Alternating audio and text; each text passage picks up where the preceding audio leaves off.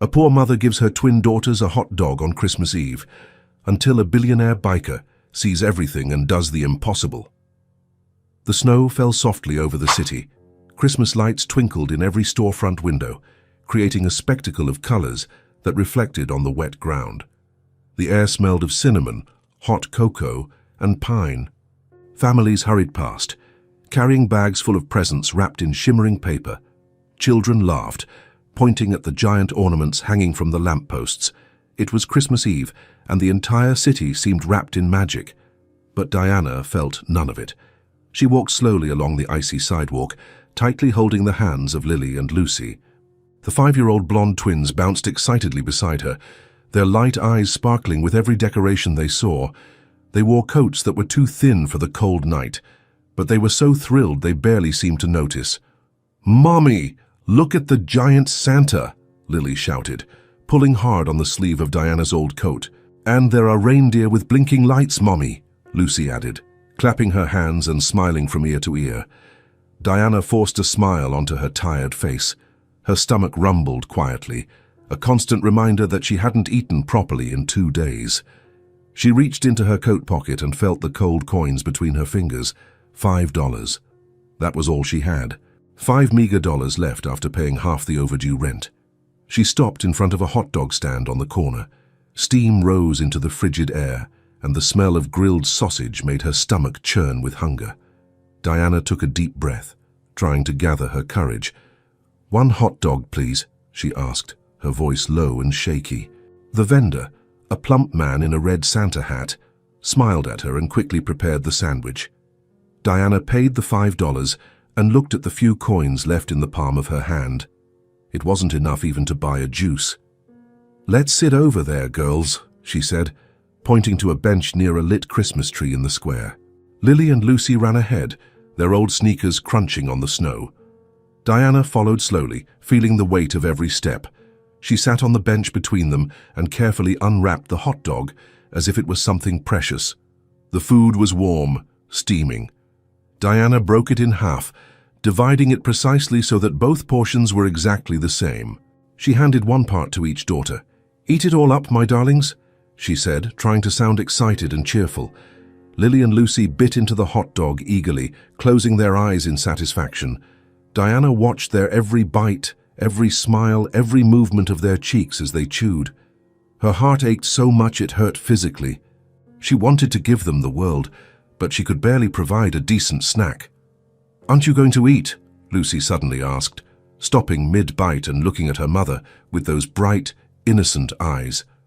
Diana shook her head quickly. "I'm not hungry." Lucy frowned, suspicious.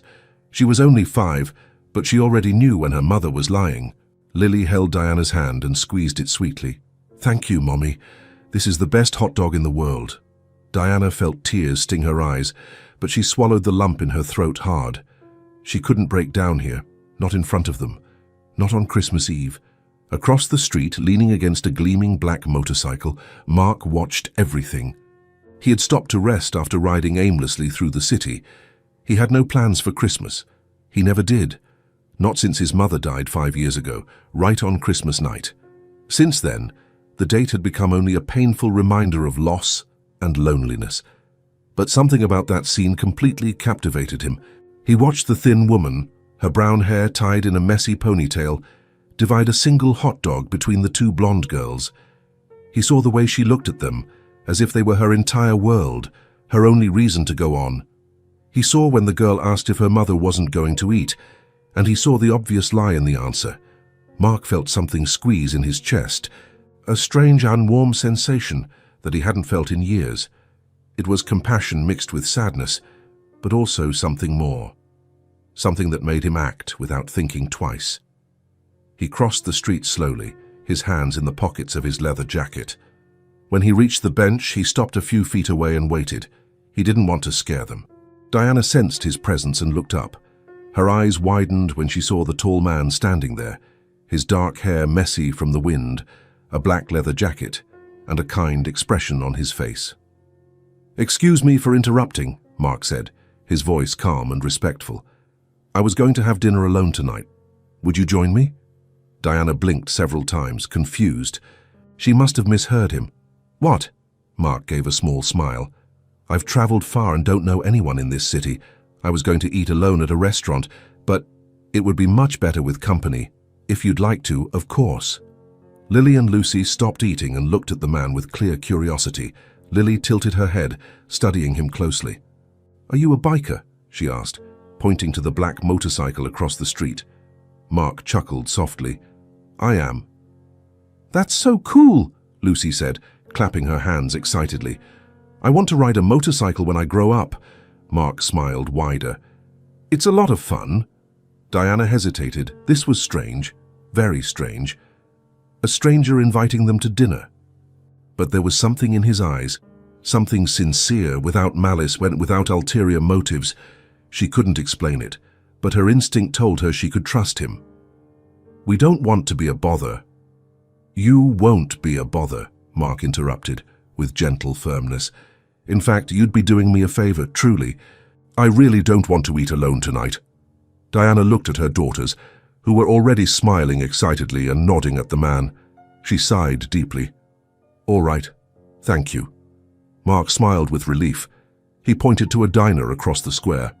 It was a simple but cozy place, with warm lights in the windows and a wooden sign hanging on the door. "Shall we go?" Lily and Lucy jumped off the bench and ran ahead, leaving hot dog crumbs in their wake. Diana stood up slowly, still uncertain, adjusting her old coat. Mark walked beside her, keeping a respectful distance. "I'm Mark, by the way," he said. "Diana," she replied quietly. "Those two are Lily and Lucy. Nice to meet you, Diana." When they entered the diner, the warmth hit Diana's face like a hug. She closed her eyes for a second, feeling the contrast with the cold outside. The place smelled of home cooking, fresh bread, and coffee. There were only a few occupied tables, and a small, decorated Christmas tree in the corner. Lily and Lucy gasped, looking around as if they were in a palace. "Can I sit in the chair near the window?"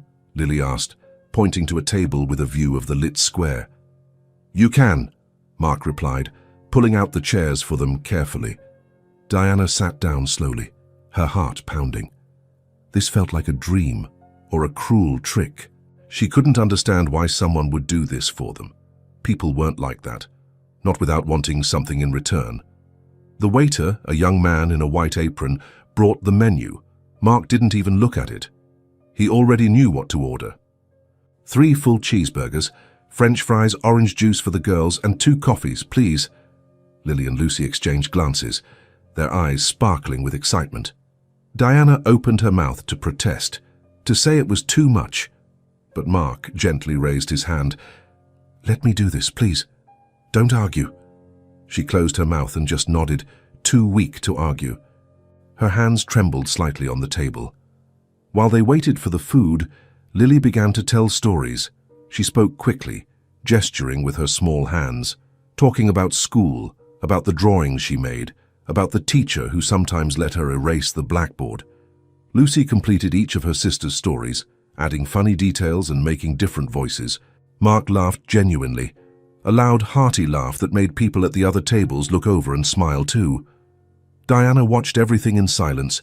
She noticed the way he listened to the girls with real attention. It wasn't the kind of polite, forced listening that adults do for children just to seem nice. It was genuine interest. He asked questions, reacted to the stories, and laughed at the right moments. "And what do you draw, Lucy?" Mark asked, resting his chin on his hand. "Unicorns," she answered proudly. "Pink unicorns with golden wings." "I draw castles," Lily said, not wanting to be left out. "Huge castles with towers and flags." "Wow, 2 artists," Mark joked. "I'll need to see those drawings someday. Can you show me?" The girls laughed and nodded their heads, excited. Diana felt something strange in her chest, a mixture of relief, gratitude, and fear. She wasn't used to kindness like this, not from strangers, in fact, not from anyone. The food arrived, and the twins' eyes almost popped out of their sockets. The burgers were huge, juicy, with melted cheese dripping over the edges and fresh lettuce spilling out everywhere. The French fries were warm, golden, and crispy. The cups of orange juice were overflowing. "Eat as much as you want," Mark said, pushing the plates closer to them. "No need to be shy." Lily and Lucy didn't wait even 2 seconds. They attacked the plates with the accumulated hunger of days. Diana picked up her burger with both hands and ate slowly, savoring every bite as if it were the last meal of her life. Tears threatened to fall, but she blinked quickly to hold them back. Mark was eating too, but he spent more time watching the three of them than worrying about his own plate. There was something peaceful about that scene, something that filled an emptiness inside him that he didn't even know existed. "Thank you," Diana whispered suddenly, looking at him with watery eyes. Mark shook his head. "You don't have to thank me. I'm happy to be here, truly." And he meant it. Diana noticed it in his tone of voice, in the expression on his face. There was something genuine there, something that went far beyond charity or pity. After they finished eating, Lily and Lucy's eyes were heavy with satisfaction and tiredness, but still smiling. Diana wiped their mouths with a paper napkin, removing traces of ketchup. "I think we've abused your kindness enough," Diana said, trying to get up from the chair. "Wait a minute," Mark requested. He called the waiter and ordered 2 slices of chocolate cake. "To go, please." The girls almost screamed with joy. Lucy pounded the table with both hands, excited. Diana didn't know whether to laugh or cry. She chose to smile. When they left the diner, the snow had thickened. Large flakes fell slowly, covering everything with a white mantle. Lily and Lucy held the cake boxes as if they were rare treasures. Mark stopped in front of them, tucking his hands into his jacket pockets. "That was the best Christmas Eve I've had in a long time," he said, looking at the three of them sincerely.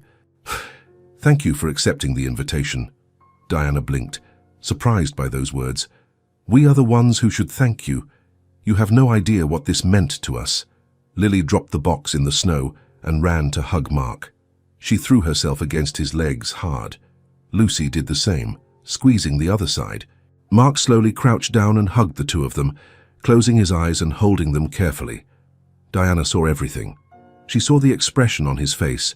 She saw that the hug meant something profound to him too. It wasn't just generosity. It was need. He needed that as much as they did. When the girls let go, Mark stood up and looked at Diana. His eyes were shining, almost tearful. "Take care," he said, his voice hoarse. "You too," Diana replied, her voice choked. Mark waved one last time and walked back to his motorcycle. Diana held her daughter's hands and began to walk back home. She looked back once and saw Mark still standing there, next to his motorcycle, watching them walk away in the snow. That night, after putting Lily and Lucy to sleep in the narrow bed they shared, Diana sat on the edge of the old mattress and let the tears fall. But it wasn't a cry of despair. It wasn't a cry of pain or fear. It was a cry of relief, of hope, of gratitude. Good people still existed in the world. Mark returned to his empty, silent apartment in the center of the city. He took off his leather jacket, threw it on the sofa, and stood in the middle of the dark living room for a long time. The only light came from the window, reflecting the snow outside. He sat on the sofa and looked up at the ceiling. For the first time in 5 years, he didn't feel the crushing weight of loneliness. He didn't feel his mother's absence like an open wound. He didn't feel like running away from Christmas. He remembered the girls' wide smiles, Diana's soft voice, the way they looked at him, not with pity, not with fear or distrust, but with pure, honest gratitude. Something changed in him that night, something he couldn't explain yet, but that warmed his chest in a way he had forgotten was possible. He knew he wouldn't be able to forget those three, and in a strange way he didn't want to forget. Diana woke up early that Christmas morning. The apartment was freezing. She pulled the thin blanket up to her chin and looked at the cracked ceiling for a few minutes, trying to gather the courage to get up. On the other side of the tiny room, Lily and Lucy slept wrapped around each other in their bed, breathing slowly. Diana watched her daughters for a moment, feeling her chest tighten. They seemed so peaceful, so innocent. They had no idea how bad the situation was. She got up slowly, feeling the cold of the floor penetrating her torn socks. The old heater in the corner was off. Diana had saved as much as she could, turning it on only a few hours a night.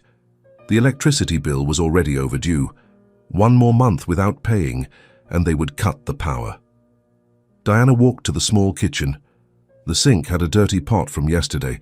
She opened the pantry carefully as if she were afraid of what she would find. Almost empty. A half-empty box of pasta, 2 cans of tomato sauce, a packet of crackers, half a jar of jam, a carton of milk that expired tomorrow. She closed the door slowly and took a deep breath. She couldn't panic. Not now. Diana grabbed the plastic container where she kept the money. She poured the coins and some crumpled bills onto the table. She began to count, organizing them in rows. $3.45. That was all she had until the end of the month, and the month was just beginning. Diana sat on the old chair and put her face in her hands. The laundromat where she worked had closed for the holidays. The owner said he would reopen in January, but he didn't guarantee anything. He was thinking of selling the business. Diana could be out of a job at any moment. She rubbed her eyes hard, trying to ward off the fatigue. She hadn't slept properly in weeks. She always woke up in the middle of the night, thinking about the bills, her daughters, the uncertain future. The rent was 2 months overdue. The landlady, a 60-year-old woman named Irene, had been patient so far. But Diana knew that patience had a limit. Irene needed the money too. She couldn't wait forever. Diana got up and went to the refrigerator. She opened it slowly. Inside there was only a small piece of cheese, 3 eggs, almost empty butter, and a half-empty bottle of water. She closed the door and leaned her forehead against the cold metal. How had she gotten here? 5 years ago, everything seemed possible. She had a decent job, a husband, a better apartment. But then her husband left. He simply disappeared one night, leaving a note saying he wasn't ready to be a father. Diana never heard from him again. She had to manage on her own. She moved to a cheaper apartment. She took heavy jobs. She did everything she could, but it was never enough. There was always a shortage of money. There was always something missing. Diana heard a noise in the room and turned around. Lily was standing in the doorway, rubbing her eyes. "Mommy?" Diana forced a smile. "Good morning, my love." "Merry Christmas, Mommy." Diana felt tears threaten to fall, but she held them back. "Merry Christmas, sweetheart." Lily ran to her and hugged her waist. Diana stroked her daughter's blonde hair, feeling her heart break. "Are you hungry?" Lily nodded. Diana opened the pantry again and took out the box of crackers. "Let's have breakfast." Lucy woke up shortly after, and the three sat at the small kitchen table. Diana served crackers with jam and milk. The girls ate slowly, talking about the dreams they had. Diana only ate 2 crackers. Her stomach growled for more time, but she ignored it. She needed to save food for the girls. After breakfast, Lily looked at the makeshift Christmas tree Diana had put up. It was a pine branch she found on the street, placed inside an old bucket. Some colorful paper balls served as ornaments. "Mommy, didn't Santa Claus come?" Lily asked, looking around. Diana felt the world collapse on her. "Santa Claus left his presents last night, remember? Dinner with that nice man was the present," Lucy frowned. "But I wanted a real present." Diana knelt in front of the two of them. "You got something better. You got a special night, with good food and a kind person. That's worth more than any toy." Lily and Lucy were silent, thinking. Diana waited, holding her breath. "It's true," Lily said, smiling. "It was really nice. And the cake was delicious," Lucy completed. Diana hugged the two of them tightly, feeling relief rush through her body. The rest of the day passed slowly. Diana played with the girls, told stories, and sang songs. She did her best to make the day special, even without money, even without anything. At night, after putting the girls to sleep, Diana sat in the kitchen chair and looked at the coins scattered on the table. She picked up an old notebook and started doing calculations. Overdue rent, $240. Electricity bill, $63. Food for the week, at least $50. Total, $353. She had $3.45. Diana leaned her head on the table and let the tears fall silently.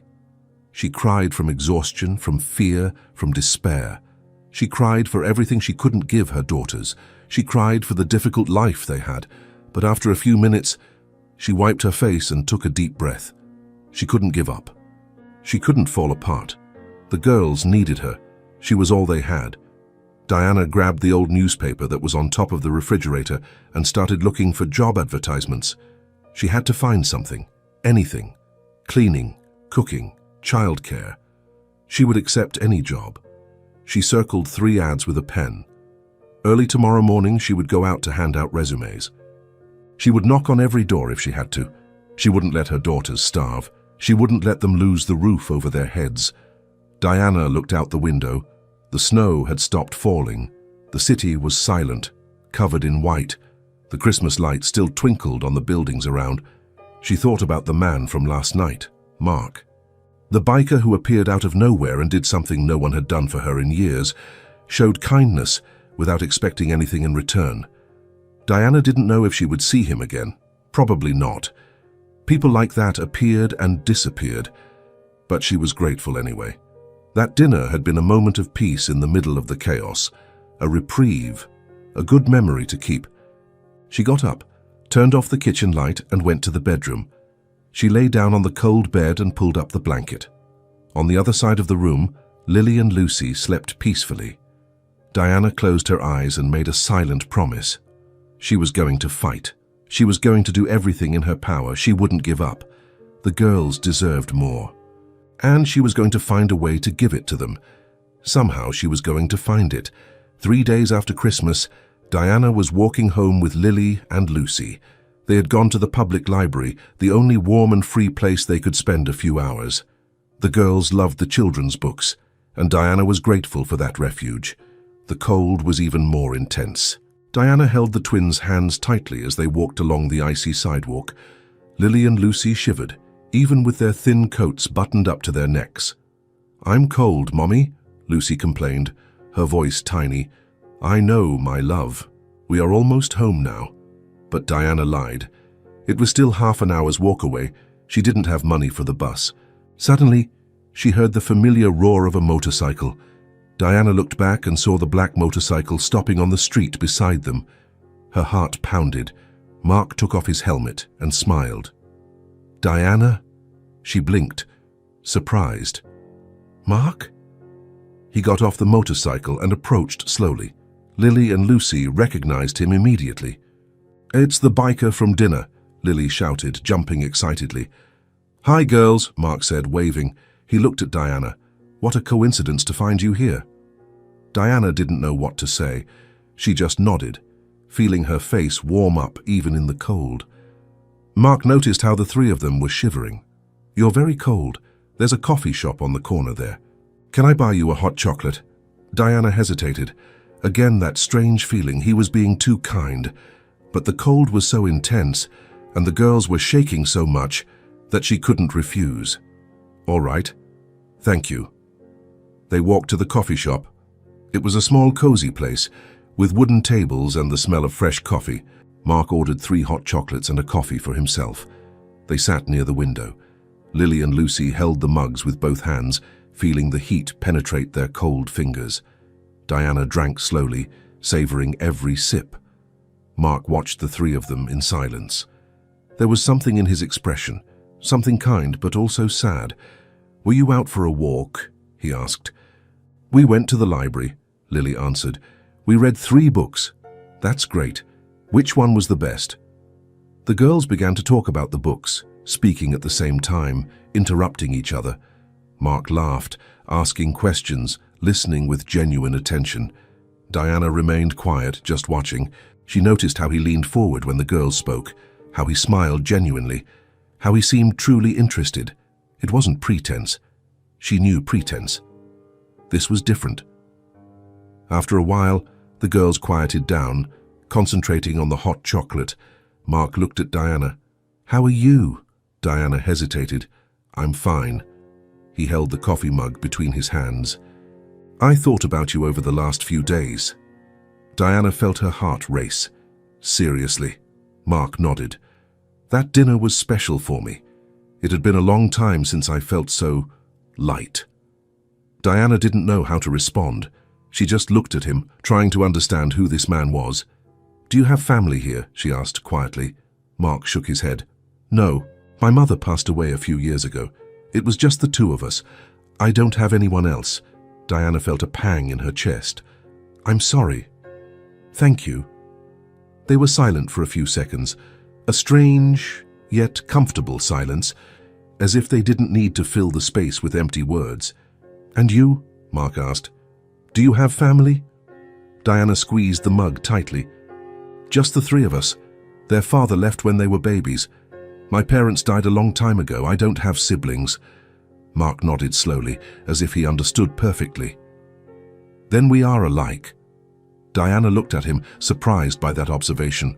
He was right, they were alike. Two lonely people trying to survive, each in their own way. Lily yawned loudly, resting her head on the table. Lucy did the same. Diana looked at the clock on the wall and was startled. It's late. We need to go. Mark nodded. Of course. They left the coffee shop. The cold hit Diana's face like a slap. She pulled the girls closer. Mark stood at the door, hesitant. He looked at Diana and took a deep breath, as if gathering the courage to say something important. Diana, I know this might sound strange, but can I visit you sometime? Diana blinked, confused. Visit? It's just that I would like to see you again, spend some time with you.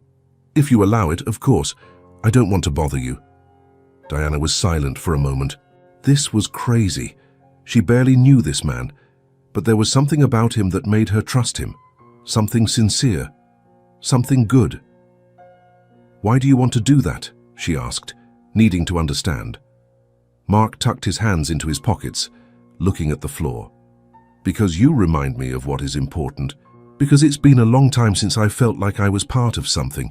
Because I like being around you. Diana felt her eyes sting. No one had ever said anything like that to her. Are you sure? I am. Diana looked at Lily and Lucy, who were watching the conversation in silence. They were smiling, hopeful. All right, Diana said finally. You can visit us. Mark's face lit up.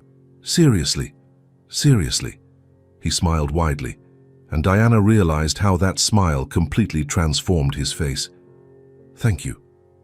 Thank you so much. Diana wrote the address on a piece of paper that Mark had in his pocket. She handed it to him, feeling her hands tremble slightly. It's a small apartment. There's not much to see. It doesn't matter, Mark said, carefully putting the paper away. I just want to be with you. Lily and Lucy approached and hugged Mark again, just as they had on Christmas night. He crouched down and hugged the two of them, closing his eyes for a moment. When he let go, he looked at Diana. See you soon. See you soon. Mark got on his motorcycle, put on his helmet, and waved before leaving. Diana stood there, holding her daughter's hands, watching the motorcycle disappear down the street. He's nice, isn't he, Mommy? Lily said. He is. Will he come back? Lucy asked. Diana looked at the two of them and smiled. He will. He promised. They walked back home. Diana felt something different in her chest, something warm. It wasn't just gratitude. It was something more. It was hope. Maybe, just maybe, things could get better. Maybe she didn't have to carry everything alone forever. Maybe there was still room for something good in their lives. Mark returned to the empty apartment, but this time he didn't feel the weight of loneliness. He took off his jacket, sat on the sofa, and looked at the paper with Diana's address. He couldn't explain what he was feeling. It wasn't infatuation. It wasn't romance.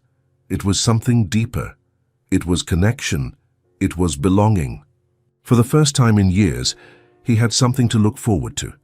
Something that made him want to wake up. Something that warmed his heart in a way he had forgotten was possible. He folded the paper carefully and put it in his wallet. Tomorrow he was going to visit them, and he couldn't wait. Mark knocked on the apartment door the next day, at 3 in the afternoon. He was holding a paper bag with some things he had bought at the grocery store. He was nervous, unsure if he had chosen the right time. The door opened, and Diana appeared. She was wearing an old shirt and worn jeans. Her hair was loose over her shoulders. She looked tired, but she smiled when she saw him. Hi. Hi, Mark replied. I hope I'm not bothering you. You're not. Come in. Mark entered the small apartment. The smell of dampness hit him immediately. The place was tiny, a living room that barely fit an old sofa and a small table, a cramped kitchen next to it, 2 doors in the back, probably the bedrooms. Lily and Lucy ran to him, shouting excitedly, "Mark! You came!" He crouched down and opened his arms.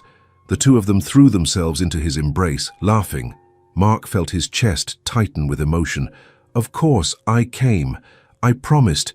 Didn't I?" "What did you bring?" Lucy asked, looking at the paper bag. "A few things," Mark said, standing up. He handed the bag to Diana. "I was thinking of you and brought this." Diana opened the bag and looked inside. It had fresh bread, milk, fruit, cookies, cheese, and juice. She looked up, surprised. "Mark, you didn't have to." "I know, but I wanted to." Diana was silent, holding the bag with both hands. Mark noticed her eyes getting teary. "Thank you," she whispered. Mark nodded and looked around. He noticed the details. The sofa had torn fabric in some places. The table was crooked, with a stack of books under one of the legs to balance it. The wall had damp stains. The heater in the corner was off, and it was cold inside the apartment. Lily pulled his hand. "Do you want to see our room?" "I do." She led him to one of the bedrooms. It was even smaller than the living room, an old single bed where the two of them slept together, a small wardrobe with a loose door, some drawings taped to the wall, no toys in sight. "This is where we sleep," Lily said proudly. "It's a cool room," Mark said, smiling. Lucy showed the drawings on the wall. "Look, this is the unicorn I drew." Mark crouched down to see better. "It's beautiful. You draw very well." The girls smiled, happy with the attention. Mark returned to the living room, and Diana was putting the groceries in the refrigerator. He saw that the refrigerator was almost empty, only a few old containers and a bottle of water. Diana closed the refrigerator door and turned around. Her eyes met Mark's, and she realized he had seen it. "I'm sorry," she started, her voice weak. "You don't have to apologize," Mark said, approaching. Diana took a deep breath and sat on the old sofa. Mark sat next to her, maintaining a respectful distance. The girls went to play in the bedroom. "Things are difficult," Diana said, looking at her hands. "The laundromat where I worked closed for the holidays. The owner said he'll be back in January, but I'm not sure. He might sell the business." Mark listened in silence. "The rent is 2 months overdue. The electricity bill too. I have $3 until the end of the month." She let out a sad laugh. "I don't even know why I'm telling you this. You don't need to hear my problems." "I want to hear them," Mark said sincerely. Diana looked at him, surprised. "Why?" Mark hesitated, choosing his words carefully. "Because I care about you." Diana blinked several times, as if she couldn't believe what she had heard. "You barely know me." "I know. But sometimes the connection happens quickly. Sometimes you recognize something in the other person. I recognize the struggle in you, the strength, the love you have for your daughters." He paused, taking a deep breath. "And I want to help." Diana shook her head quickly. "I can't accept it. You've already done too much." "Diana." "No, Mark. I know you have good intentions, but I can't depend on you. I can't get the girls used to something that might disappear at any moment. I need to solve this alone." Mark understood. He didn't insist, but he also wasn't going to give up. "All right, I respect that. But can I keep visiting you?" Diana looked at him for a long moment. There was fear in her eyes, fear of getting attached, fear of disappointing her daughters, fear of being hurt again. But there was also something more. There was hope. "You can," she said, finally. Mark smiled. "Thank you." They continued talking for another hour. Mark talked about his life, about the mother he had lost, about how lonely he felt. Diana talked about the husband who had left, about the difficulties of raising twins alone, about the jobs she kept losing. When Mark left that night, Diana stood in the doorway, watching him go. Lily and Lucy appeared beside her. "Will he come back?" Lily asked. "He will," Diana replied. And he did. 2 days later, Mark showed up again. This time he brought more food and some children's clothes that he said he had bought on sale. Diana accepted, but still with hesitation. Mark played with the girls. They drew together, played games with paper and pen, and laughed loudly. Diana watched everything from the kitchen, feeling something strange growing inside her, something she hadn't felt in a long time: trust. The following week, Mark started coming by 3 times. He always brought something: fruit, bread, milk, cookies. He never made excuses. He never said he had bought too much or that it would go bad. He simply said, "I brought this because I was thinking of you." And Diana began to accept it with less resistance. Mark integrated into their routine naturally. He would show up in the middle of the afternoon and stay until dinner time. He played with Lily and Lucy, read stories to them, and taught them simple things. He fixed the wobbly table leg, changed the burned-out light bulb in the bathroom, and tightened the screws on the wardrobe. Diana watched everything closely.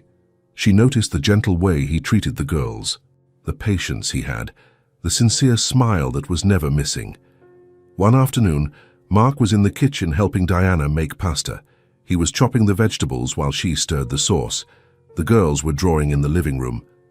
"You're good at this," Diana said, watching him slice the carrot precisely. "My mother taught me," Mark replied. "She used to say everyone needs to know how to cook. It doesn't matter if you're a man or a woman." Diana smiled. "She sounds like a wise woman." She was. I miss her every day. Diana stopped stirring the sauce and looked at him. "How do you deal with it, with the missing her?" Mark stopped cutting and was silent for a moment. "In the beginning it was very difficult. I withdrew from everything and everyone. I stopped celebrating holidays, I stopped going out, I stopped living, actually. But over time I realized that being alone only made things worse." He looked at Diana.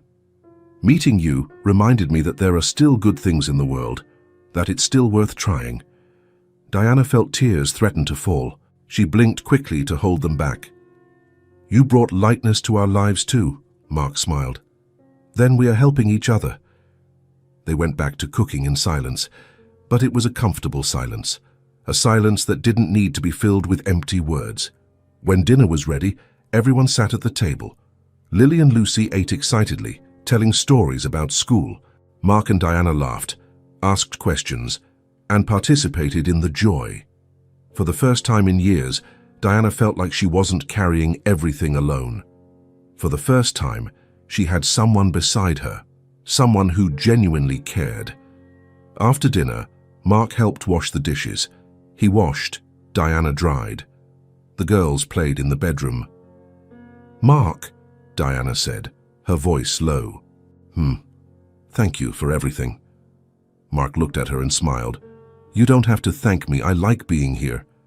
Diana held the dish towel tightly. I just want you to know that this means a lot to me, to us. You have no idea how much." Mark put down the sponge and turned to her completely. "Diana, I know you are afraid.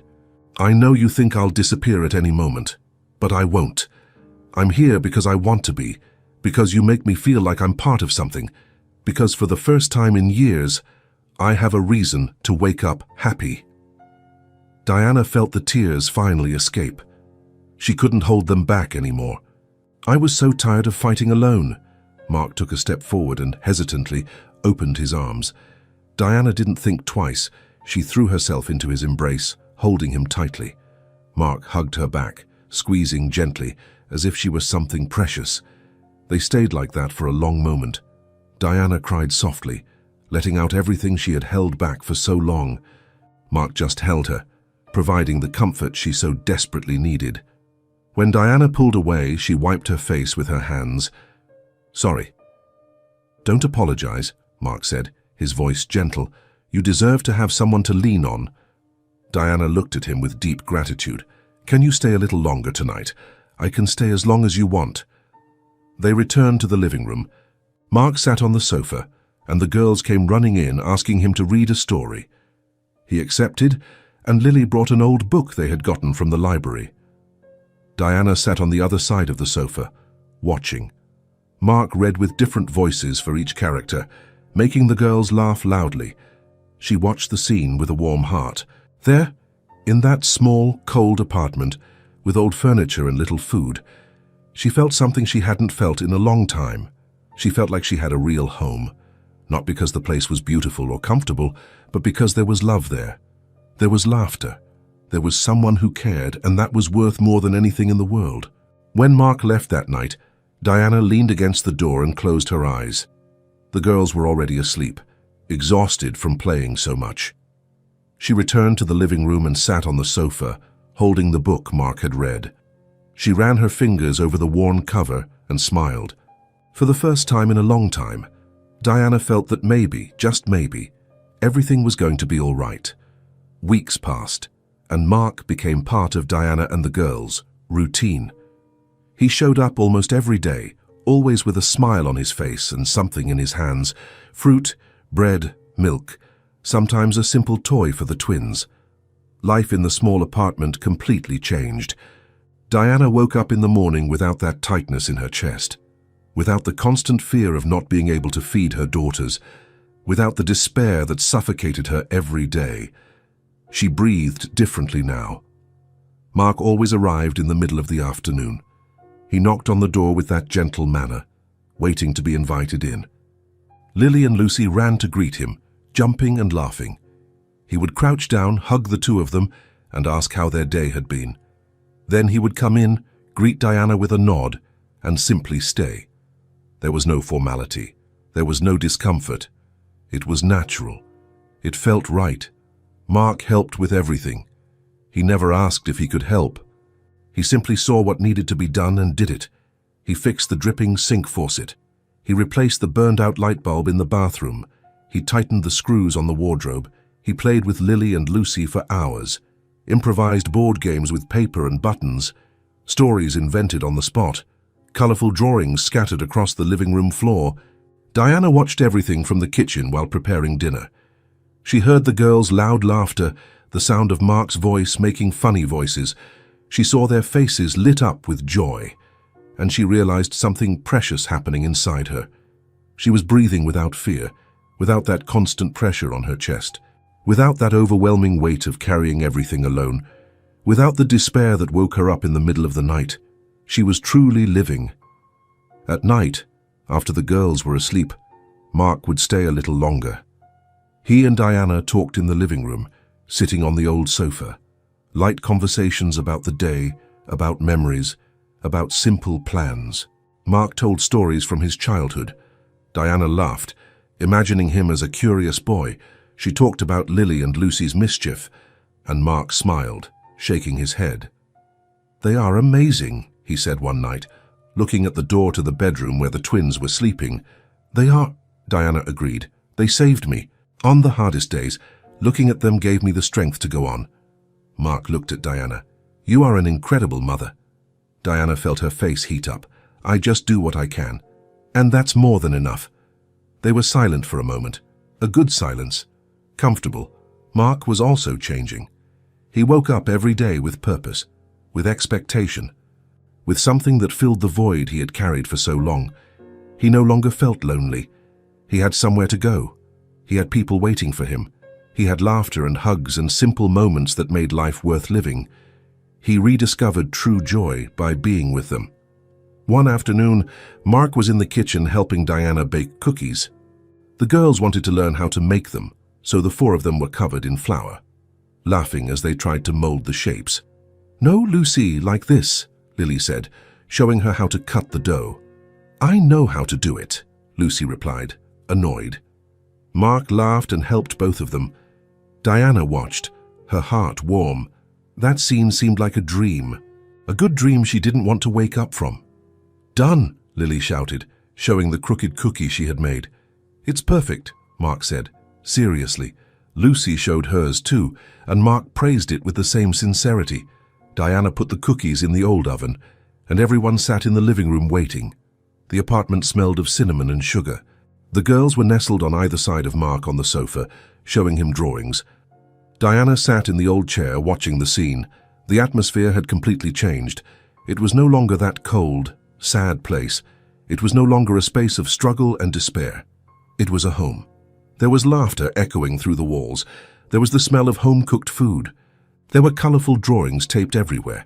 There was warmth even with the weak heater. Diana realized at that moment that the house was alive. When the cookies were ready, Everyone ate them still warm. Lily burned her tongue and made a face. Lucy laughed at her. Mark pretended his cookie was scorching hot, blowing exaggeratedly. The girls laughed so hard they almost choked. Diana laughed along, tears in her eyes, tears of happiness. That night, after Mark left and the girls were asleep, Diana stood in the middle of the living room. She looked around. She saw the drawings on the wall. She saw the fixed table. She saw the stack of books Mark had brought. She saw the simple toys scattered on the floor. She took a deep breath, and for the first time in years, she wasn't afraid of tomorrow. She didn't feel pressure. She didn't feel despair. She felt peace. Mark returned to his apartment that night and stood at the window, looking at the lit city. He thought of Diana and the girls. He thought of the laughter, the hugs, the simple moments that now filled his days. He smiled to himself. For the first time since his mother died, he felt complete. He had found something precious, something he didn't even know he was looking for. He had found a family, not by blood, not by obligation, but by choice, by love, by true connection. And he knew he would never let that slip away again. Diana lay down on the old bed and closed her eyes. She thought about Mark, his gentle way, his patience, the affection he had for the girls, the way he looked at her as if she was someone special. She felt something stir in her chest, something warm, something she hadn't felt in a long time. She didn't know what to call it yet, or maybe she did, but she was afraid to admit it. She closed her eyes and allowed that feeling to exist, without forcing it, without rushing it, with gentleness, and for the first time, she allowed happiness to enter again, because she deserved it. The girls deserved it, and Mark did too. The rain was falling heavily outside. Diana and Mark were sitting on the living room sofa, each at one end, while Lily and Lucy slept in the bedroom. It was late at night, but neither of them wanted the moment to end. Mark had stayed for dinner and ended up waiting for the rain to pass. But the rain wasn't stopping, and he didn't care, and he... "When I was a child," Diana began, looking out the window, "I dreamed of having a large family, lots of siblings, cousins, grandparents, a house full of people." Mark looked at her, paying attention. "And you ended up alone?" Diana nodded. "My parents died in an accident when I was 18. I was an only child. I had no one else." She paused, taking a deep breath. "I met the girl's father shortly after. I thought I had found my family, but he left." Mark felt his chest tighten. "I'm sorry." Diana gave a sad smile. "Sometimes I wonder if I did something wrong, if I pushed him away somehow." "It wasn't you," Mark said firmly. "It was his choice, and it was a cowardly choice." Diana looked at him, surprised by his sincerity. "How you think so?" "I'm sure of it. You are one of the strongest people I have ever met. He didn't deserve you. Or the girls." Diana felt her eyes sting. She quickly looked away. "What about you?" she asked, changing the subject. "What was your childhood like?" Mark leaned his head against the sofa, looking at the ceiling. "It was just my mother and me. My father abandoned us when I was 3. I never saw him again." He paused. "My mother worked very hard to raise me. 2 jobs, sometimes 3. She always said I was her reason to keep going." Diana turned her body towards him. "She sounds like an incredible woman.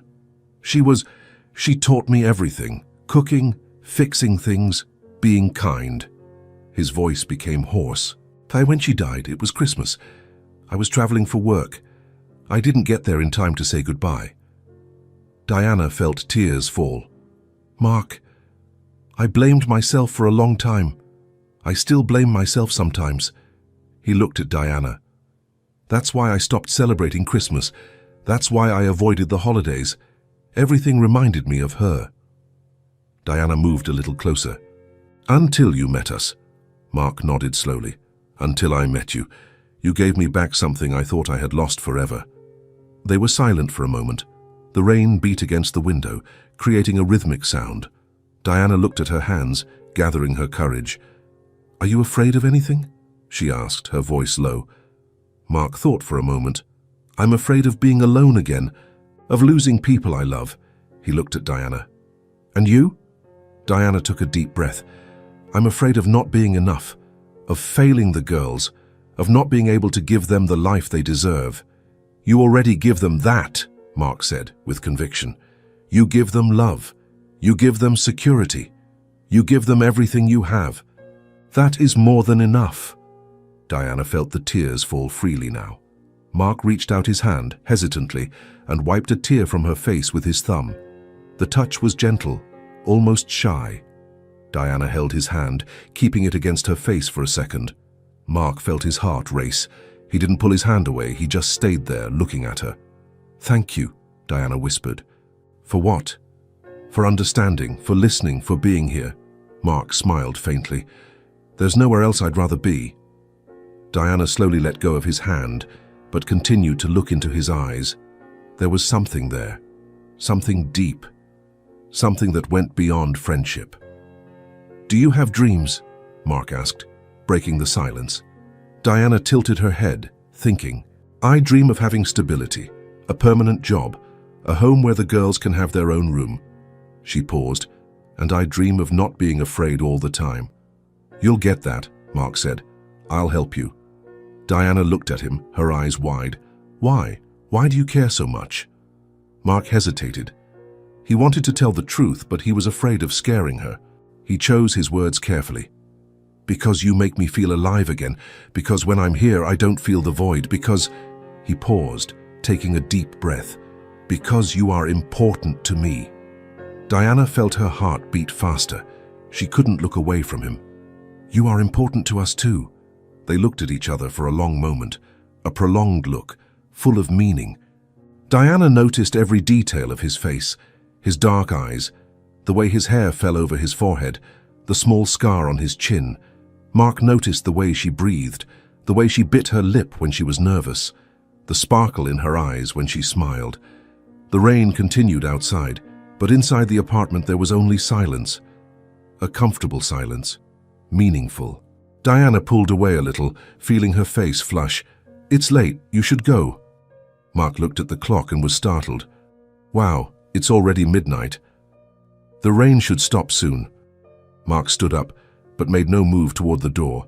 He just stood there, looking at Diana. "Can I come back tomorrow?" Diana smiled. "Always." Mark smiled back. A shy, almost embarrassed smile. Diana felt something stir in her chest. "Good night, Diana." "Good night, Mark." He walked to the door, but stopped before leaving. He turned to her one more time. "Diana?" "Yes." "Thank you for trusting me." Diana felt tears threaten to return. "Thank you for earning my trust." Mark opened the door and left, closing it gently behind him. Diana stood there, holding the door, listening to his footsteps descending the stairs. She leaned her forehead against the door and closed her eyes. Something was changing between them.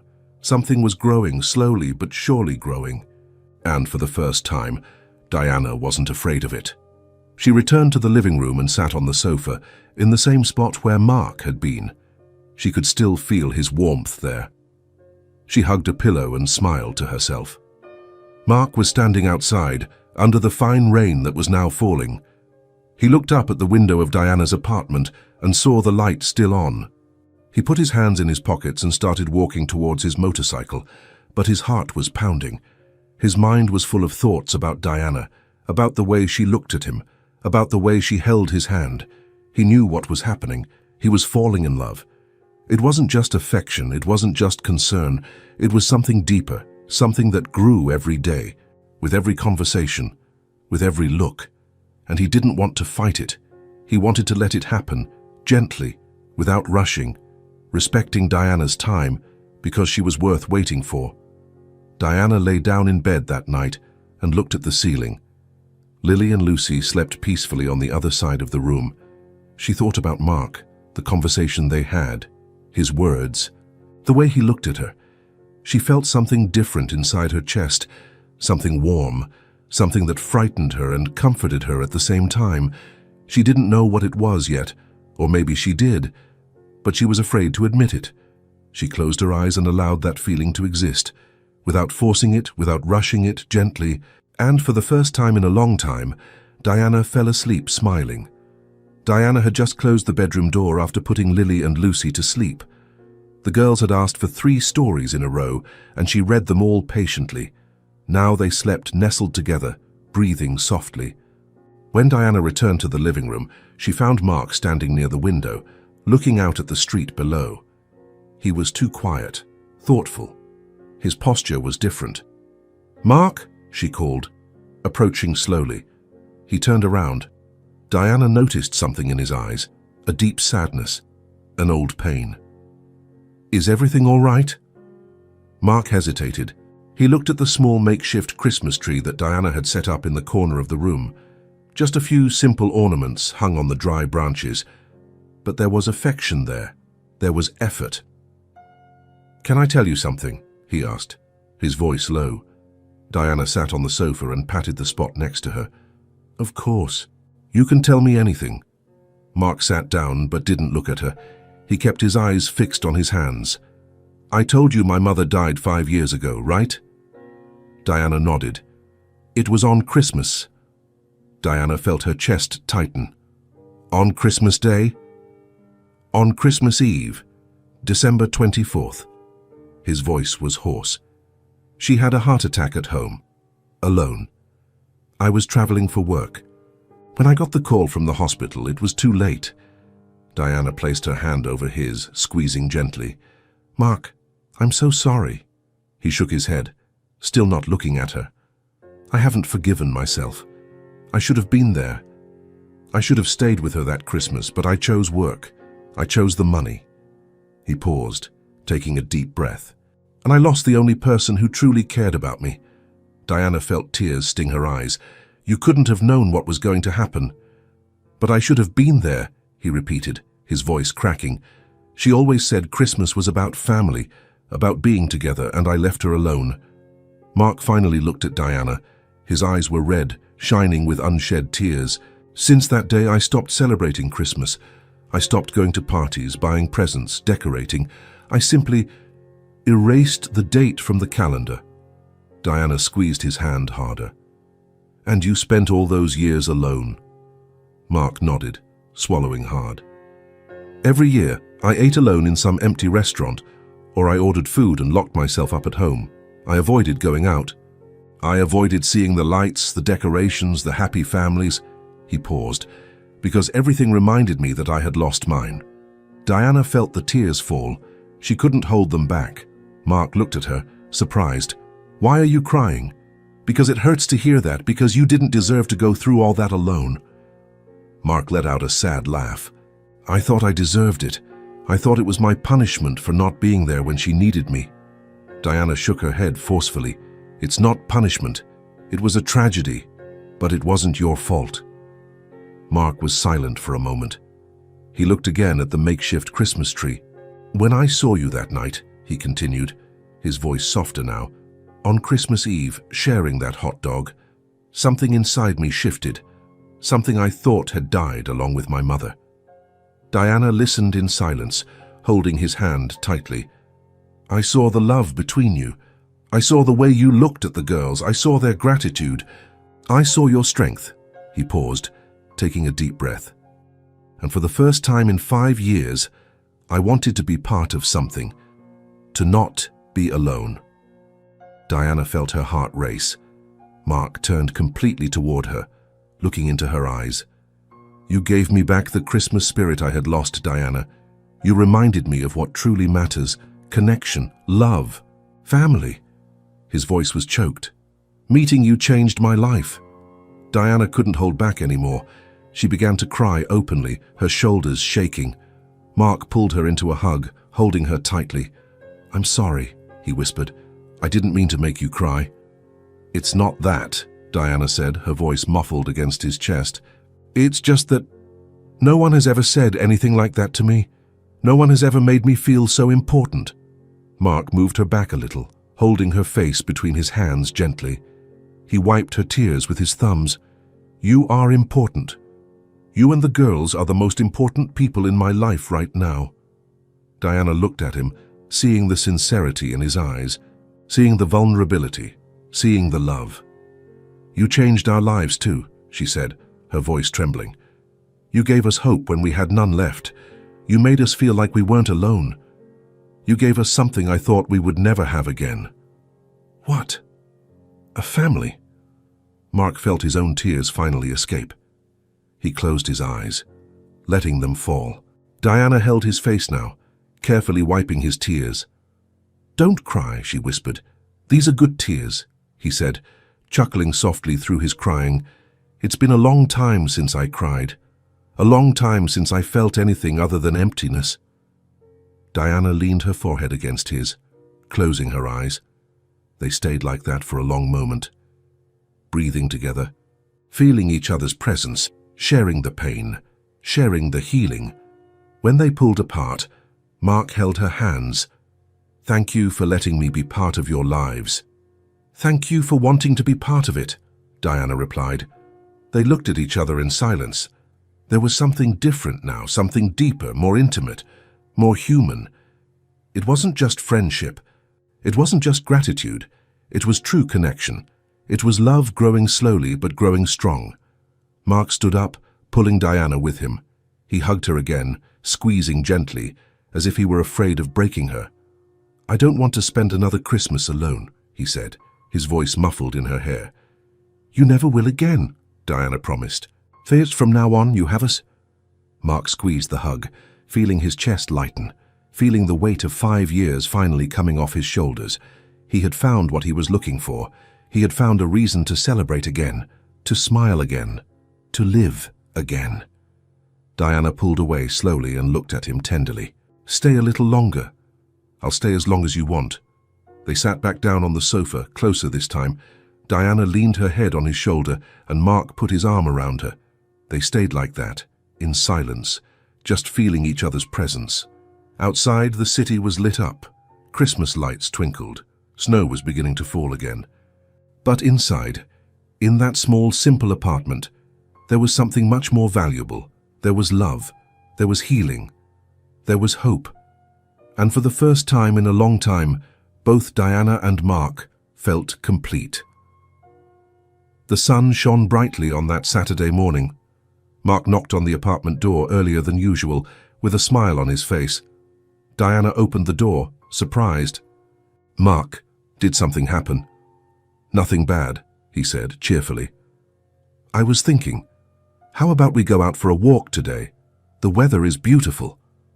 Lily and Lucy ran up behind Diana. "A walk? Where?" Lily shouted. "Wherever you want," Mark replied, crouching down to be at their height. "We can go to the park, see the Christmas decorations, walk around the city. What do you think?" "Yes, yes," the two shouted together, jumping. Diana hesitated. "Mark, you don't have to." "I know I don't have to. I want to." He looked at her sincerely. "Come on, it'll be fun." Diana sighed, but smiled. "All right, let's go." The girls ran to put on their coats. Diana grabbed the old scarves and the gloves that had a few holes. She felt a little embarrassed, but Mark didn't seem to notice. Half an hour later, the four of them were walking along the city's main street. The stores were decorated with colorful lights and wreaths. Giant snowmen decorated the corners. The smell of roasted chestnuts came from a nearby stand. Lily and Lucy walked ahead, pointing at everything, shouting with excitement. Mark and Diana followed close behind, walking side by side. "Thank you for this," Diana said, looking at her daughters. "You don't have to thank me. I'm loving it." They stopped in front of a huge storefront decorated with sleds and mechanical reindeer. The girls pressed their faces against the glass, amazed. "Look, Mommy! The reindeer is moving!" Lucy shouted. Mark crouched down beside them, pointing out the details. "And look there, there's a small Santa Claus climbing the chimney." The girls laughed, looking for the figure. Diana stood a little ways off, watching the scene. There was something so natural there, so genuine. Mark wasn't pretending to be interested, he really cared. After a few minutes, they continued walking until they reached the central park. There was an old carousel operating, with colorful horses going up and down. Cheerful music played loudly. Lily and Lucy stopped instantly, their eyes shining. "Can we go, Mommy, please?" Lily pleaded. Diana looked at the price. $5 per child. She quickly calculated how much she had in her pocket. It wouldn't be enough. Girls, maybe another day. I'll pay, Mark said, already pulling out his wallet. Mark, no. Diana, please, let me do this. Diana was silent for a second, then nodded. Mark bought 2 tickets and handed them to the girls. Choose the prettiest horse. Lily and Lucy ran to the carousel, arguing about which horse was the best. In the end, Lily chose a pink one with a golden mane, and Lucy chose a blue one with painted stars. The carousel started spinning.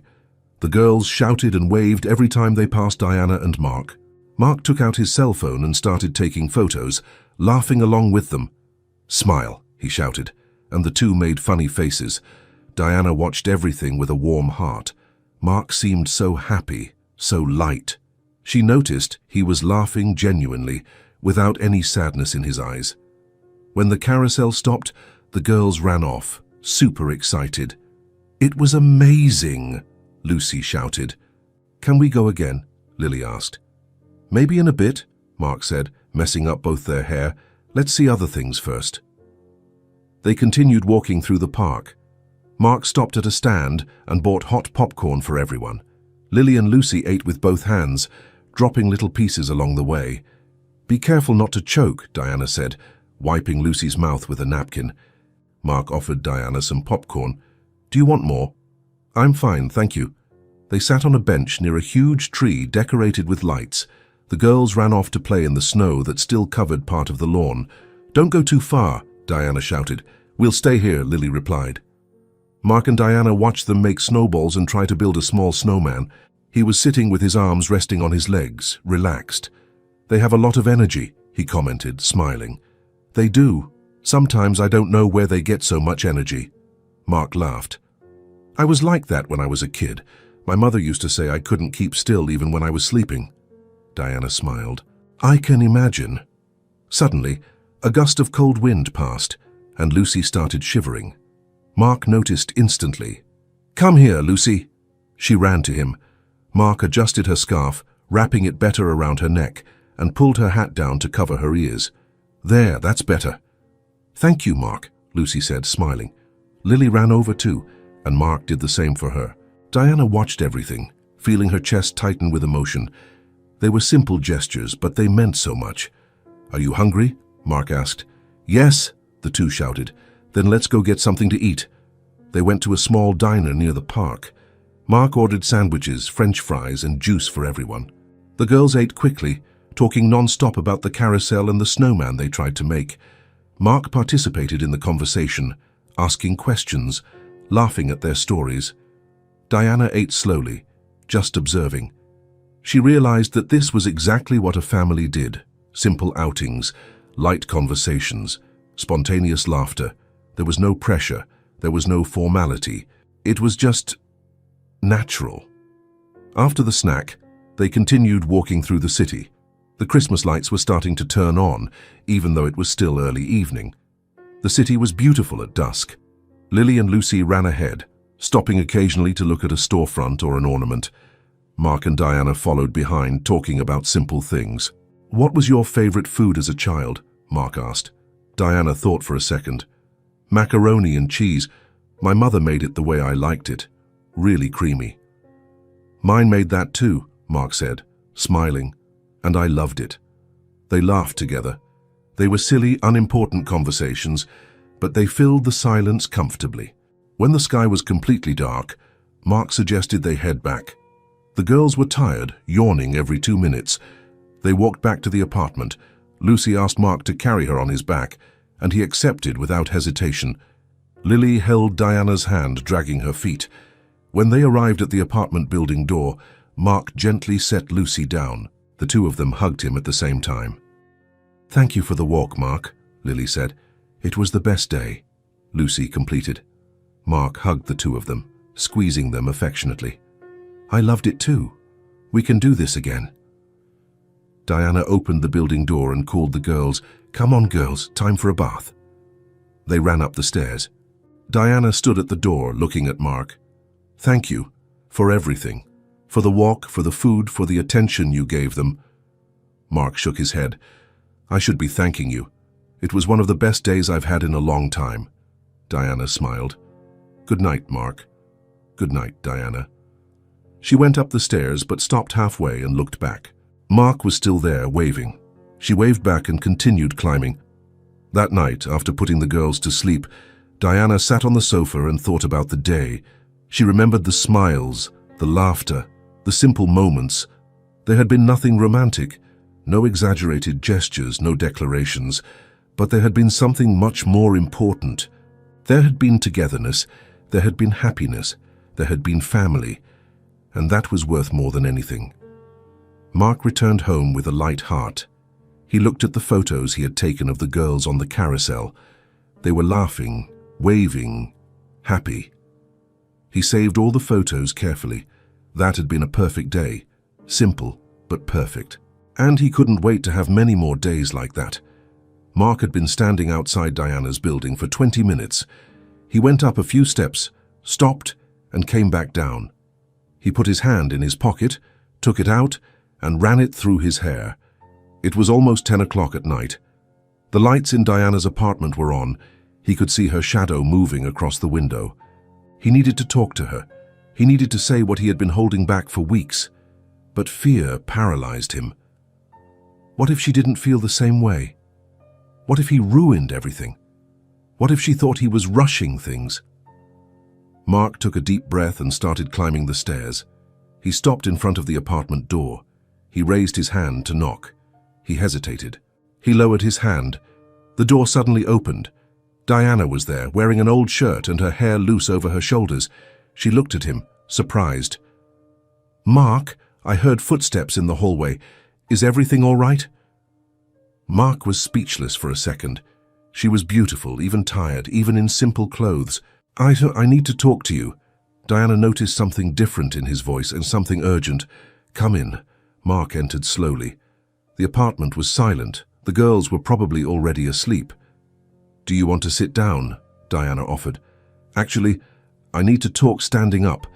If I sit down, I won't have the courage." Diana frowned, worried. "You're scaring me." "Did something happen?" Mark shook his head quickly.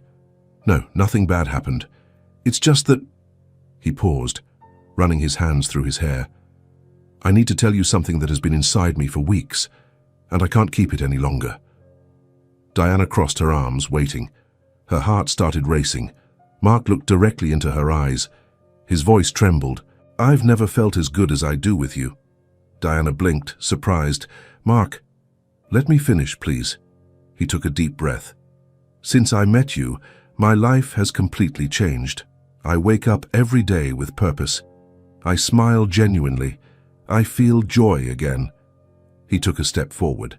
"And it's not just because you save me from loneliness. It's because you make me feel like I belong somewhere." Diana felt her eyes sting. "I want to take care of you," Mark continued, his voice firmer now. "Not out of pity, not out of obligation, but because I care, because you are important to me, because I want to be present." "Mark, you already do that," Diana said, her voice low, "but I want more." He took another step. "I want to be present in all phases of your lives, in the small things, in the big things, in the happy moments and the difficult ones. I want to see the girls grow up. I want to help you build the life you deserve." Diana put her hand over her mouth, trying to hold back the tears. Mark stopped right in front of her. His eyes were shining, full of emotion. "I want to build a family with you." Diana let out a sob. Tears fell freely now. "Are you sure?" she whispered. "Do you know what you're saying?" "I'm absolutely sure." Mark held her hands gently.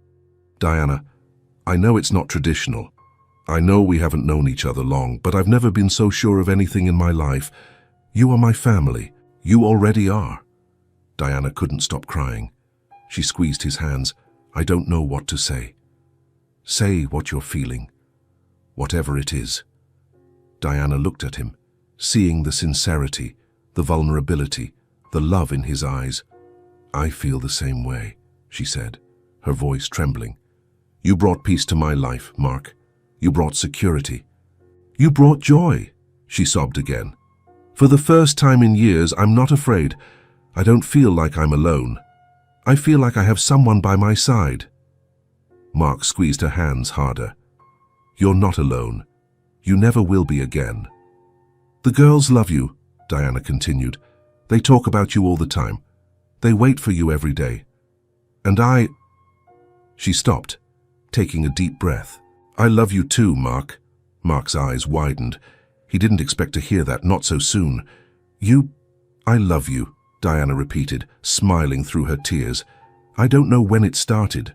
Maybe since that Christmas night, maybe since the first conversation. But I know it's real. I know it's true." Mark felt his own tears fall. He pulled Diana into a tight hug, holding her as if he were afraid of losing her. "I love you too," he whispered in her ear.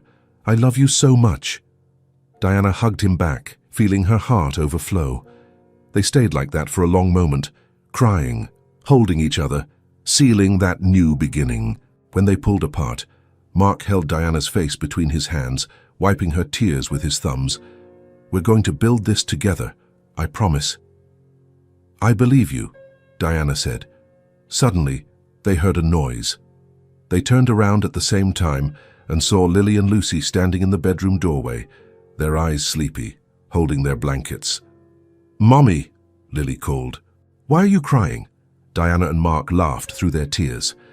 Diana crouched down, opening her arms. "Come here, girls." Lily and Lucy ran to her. Diana hugged them, but Mark joined in too, wrapping all three of them in a big embrace. The girls looked at Mark, still confused. "Is everything all right, Mark?" Lucy asked. "Everything is perfect," he replied, smiling. "I was telling your mummy that I want to stay with you forever. Would you like that?" Lily's eyes widened. "Forever. Forever." Lucy jumped, excited. "Yes, yes, we want that." Lily hugged Mark tightly. "Are you going to be our real daddy?"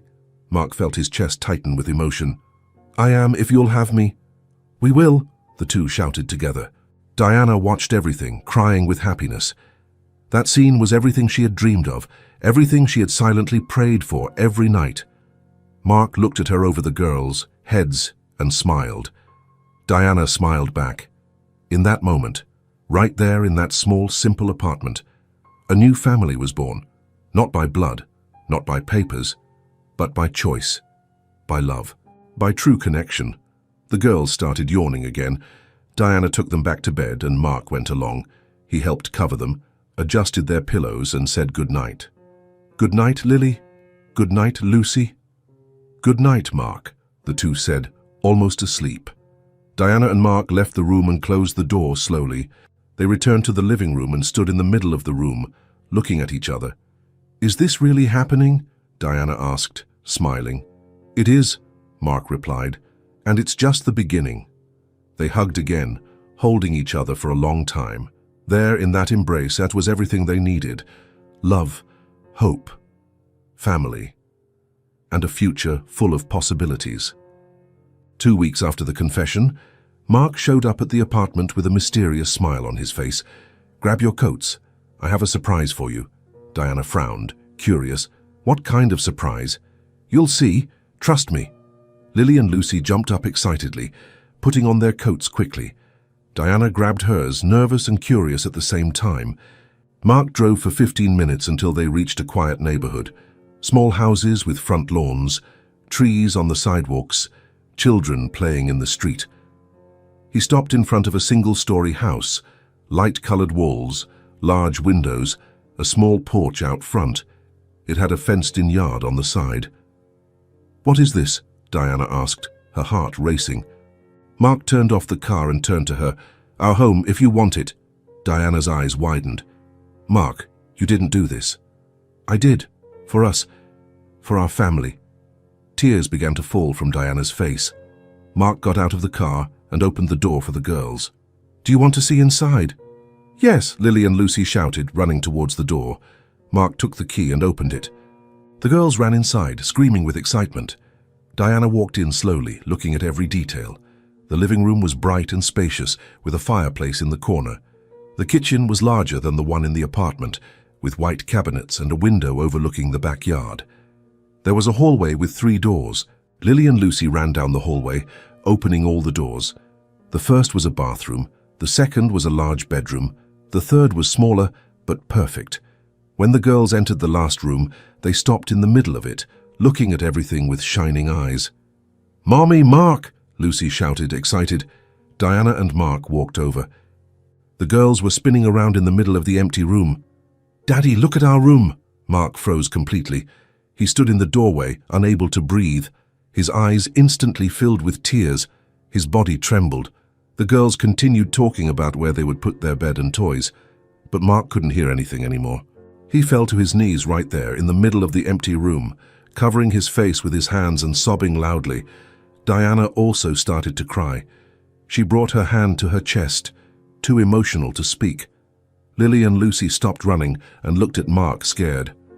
"Mark, why are you crying?" Lily asked, approaching slowly. Mark opened his arms and was still on his knees, his face wet with tears. The two ran to him. He hugged them tightly, squeezing them against his chest. "Thank you," he whispered, his voice broken. "Thank you so much." "For what?" Lucy asked, confused. "For calling me Daddy." "But you are our Daddy," Lily said, as if it were obvious. Mark hugged them tighter, closing his eyes. Diana knelt beside them, wrapping everyone in a hug. They stayed like that for a long moment. A family finally complete. The following week, Mark used his contacts in the city and helped Diana get a job at a veterinary clinic near the new house. She would work at the reception desk, organizing appointments. Diana was nervous on her first day. Mark held her hand before she went in. "You're going to do great, I believe in you." And he was right. Diana loved the job. The owners were kind, the colleagues were welcoming, and the salary was decent. For the first time in years, she had real stability. When she received her first paycheck, Diana cried with relief. Mark hugged her, proud. "You did it. You deserve this." The move happened on a sunny Saturday. Mark had bought new furniture for all the rooms, a wooden dining table, comfortable sofas, new beds. He had filled the refrigerator with food and decorated the girls' room with shelves for their books and drawings. When Diana entered the house for the first time as a resident, she stood still in the doorway, looking at everything. "Mark, you did all this. I wanted you to feel at home from day one." Diana hugged him tightly, crying with gratitude. Lily and Lucy ran around the house, shouting, laughing, exploring every corner. The home was immediately filled with life. Days in the new house were different. Mark woke up early and prepared coffee for Diana. She left for work with a smile on her face. The girls went to school happy. And every time Mark arrived home, the girls ran to the door shouting, "Daddy, you're back!" And every time, Mark would crouch down, open his arms and hug them as if it were the first time. When December arrived, Diana suggested they put up the Christmas tree. Mark hesitated for a second, but then smiled. "Let's set it up together." They went to a store and bought a small but beautiful tree, colorful ornaments, twinkling lights, and a golden star for the top. The four of them put up the tree together. Lily and Lucy hung the ornaments, affectionately arguing about who would put up more. Mark and Diana laughed, helping them. "The star is missing!" Lucy shouted. Mark picked up the star and looked at the girls. "Who wants to put it on?" "We do," the two said together. Mark lifted them up, one on each arm, and they placed the star on the top of the tree together. When he set them down, everyone stood still looking at the lit-up tree. "It's beautiful," Diana whispered. On Christmas Eve, Diana prepared a simple dinner made with love. Roast turkey, mashed potatoes, vegetables. The table was set with candles and colored napkins. They ate dinner together, laughing, telling stories, giving thanks. Mark looked at Diana and the girls. "This is the best Christmas of my life." Diana held his hand across the table. "Ours too." After putting Lily and Lucy to sleep, Diana and Mark stood in the living room, hugging each other in the center of the room. The Christmas tree twinkled in the corner. The fireplace was lit, warming the room. Outside, the snow began to fall slowly, covering the yard with a white mantle. But inside, the house was warm, alive, full of love. Mark kissed Diana's forehead tenderly. "Thank you for giving me a family." Diana looked at him, smiling. "Thank you for giving us a home." A true home had been born, a family too, not by chance, not by luck, but by choice, by love, by true connection. and they knew that from then on they would never be alone again. If this story touched your heart, subscribe to the channel and turn on notifications so you don't miss the next ones. Leave a like because it helps this story get recommended to more people. See you in the next story.